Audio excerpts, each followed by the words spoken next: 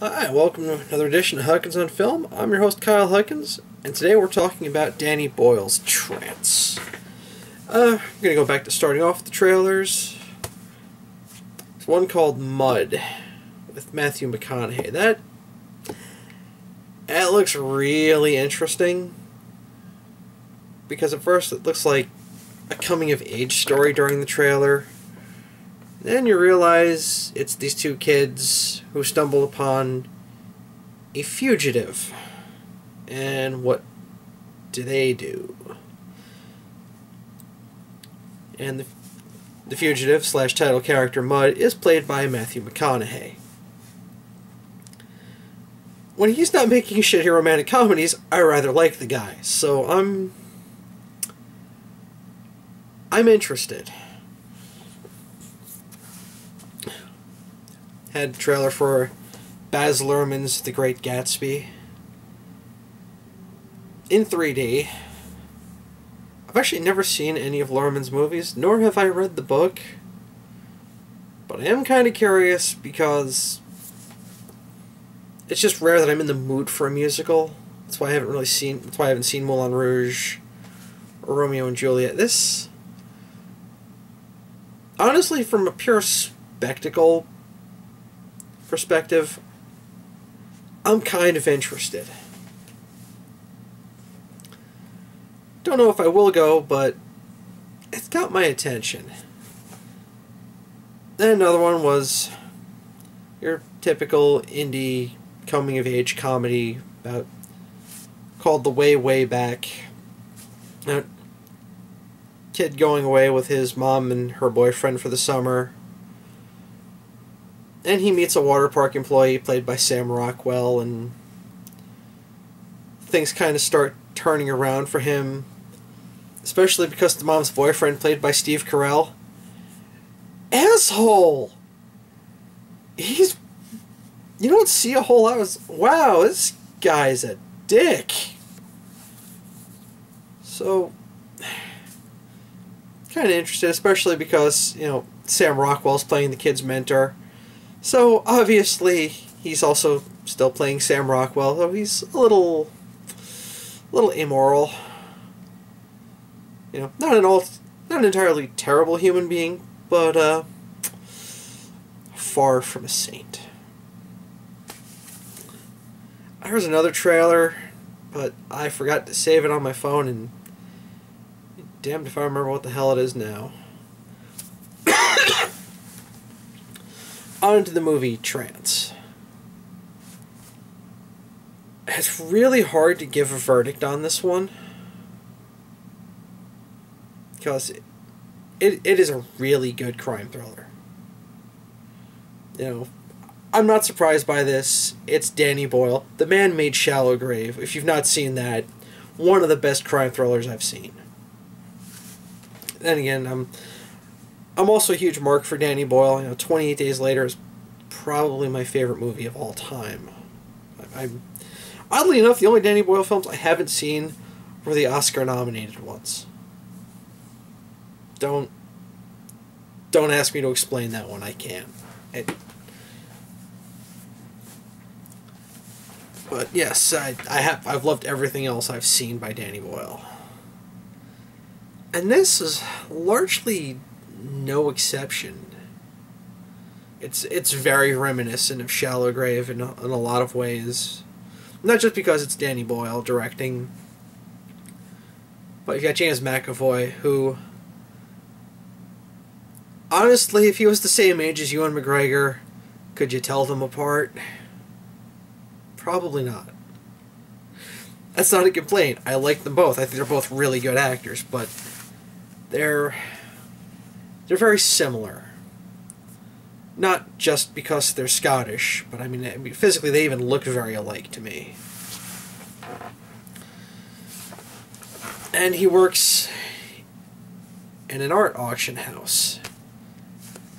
And a painting is stolen by Vincent Cassel and his gang. Only it turns out they didn't get the painting.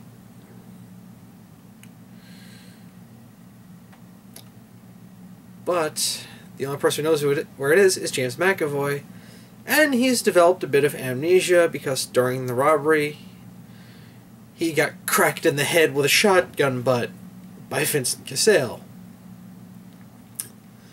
They bring him to a hypnotherapist played by Rosario Dawson, see if she can get the memory out of him. And from there, things get very tangled. Because she wants in on the profits of the heist. Cassel doesn't really want to let her in, but at the same time realizes he can't get the location of the painting without her. It gets very convoluted. It's convoluted, it's not confusing. There's a big difference between the two. You know, it's a little all over the place, but it's still fairly easy to follow. But it is a tale of shifting alliances, betrayal, lust and addiction, and plenty of lust in this. Let's put it this way. Here's how you know...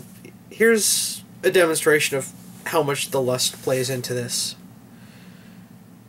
Rosario Dawson has a few nude scenes in this, including one scene where it is very explicit that she is very smooth downstairs. This is actually a plot point. Yes, yes. Danny Boyle had Rosario Dawson shaving her vagina as a plot point. This isn't actually the reason I think Danny Boyle's the greatest director on the planet, but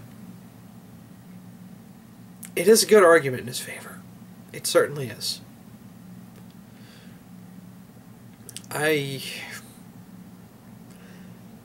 That's one of those things you could probably only sell if you've got a few Oscar nominations under your belt, to be honest. I'd like to be a fly on the wall for how that session went. Or it's like, yeah, and that's going to be a plot point. Yeah, I really can't do the film without it.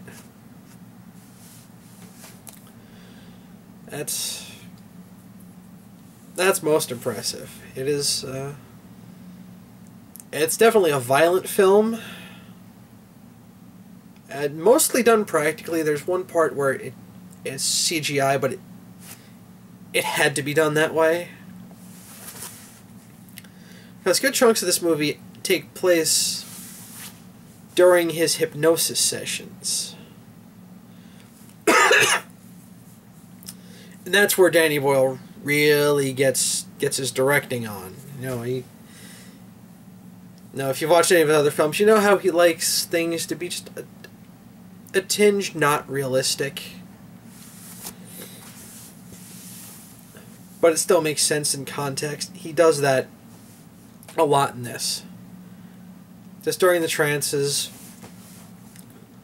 he'll be following her directions, but he'll still be in another place. And her and the gang are following him around in the trance. It's very well done. I really liked it. But yeah, like I said, that was really good. For some reason, there's a whole lot of Dutch angles in this, where everything's just like on like a 35 to 40 degree angle for no apparent reason. I'm guessing he's recently watched Battlefield Earth. I don't know. I could be wrong. But the whole thing plays out very interestingly because she gets involved with both McAvoy, or Rosario Dawson gets involved with both McAvoy and Cassel, just to keep everything from settling down.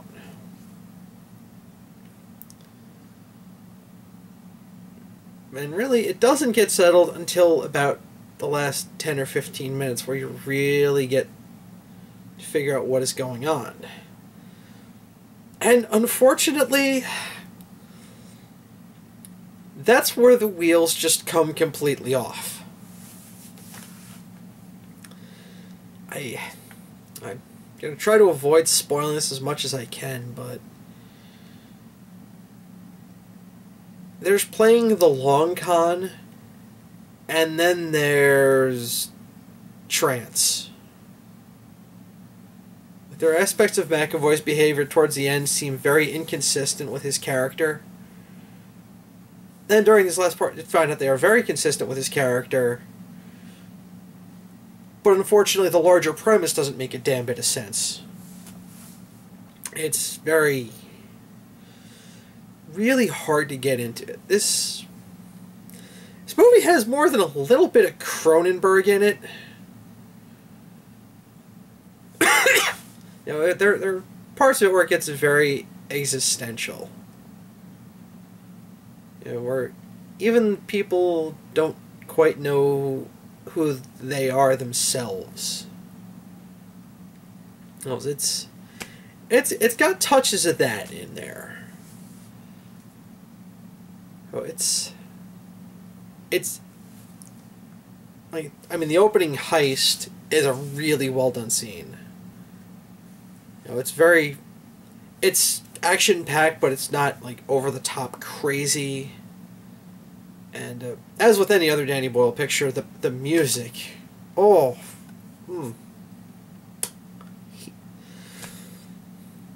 There is a man who understands the use of music in film. I think it's one of the things I truly love about him, is so many movies nowadays where the soundtrack's just kinda optional. No, Boyle film, no, it's an integral part of the movie. And really the music in every scene is just about perfect. Also, like I said, it's about... main premise is about art theft. If you don't know a damn thing about art going in, don't sweat it. I don't either. I had no problems. You know, I'm sure it's better if you understand art, but you don't need to. You can still watch this movie, still be perfectly fine with what's going on, even if you don't know a bloody thing about art, like myself. But all in all, it's really hard to say whether or not I recommend this. Because really, up until about the last half of the third act, this is a really good movie. But the wheels just come off at the end. And it's not the most... I mean, it is a twist ending. It's not a badly executed twist, but it's very unnecessary. It's not a high-tension twist where it just... What the fuck was that?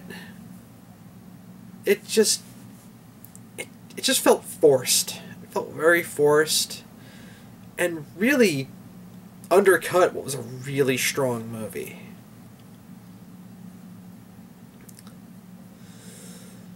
So, I honestly can't say if I recommend this or not because of it. I mean, if you want to see Rosario Dawson and James McAvoy naked, then by all means, you know, you won't be disappointed on that front. That's for damn sure. But it's plenty violent. Although during the Spring Breakers, the trailer for this said it had grisly violence with 2 Z's. There's no fucking bear in this movie. I'm kind of pissed. I was told there were going to be bears, and there's no bears. That's bullshit. Okay, I'm just fucking with you. I knew there weren't going to be any bears. Well, I'm still kind of disappointed. But, back on topic. Yeah, I mean, it's a very well-acted movie. It's very well-directed. I don't know whose performance I like the most in this, because Cassell, McAvoy, and Dawson, they were all really good, and they played off each other wonderfully. It's just that ending was just, it really just kind of wrecked things. It didn't need to be there. There was no point to it whatsoever. And it really wounded what was a very solid movie. I mean, at least in Shallow Grave, yeah, there were plenty of twists. It was convoluted, but it all made sense. Like I said, the two are very similar films. But, I mean, of the two, I would definitely recommend Shallow Grave more.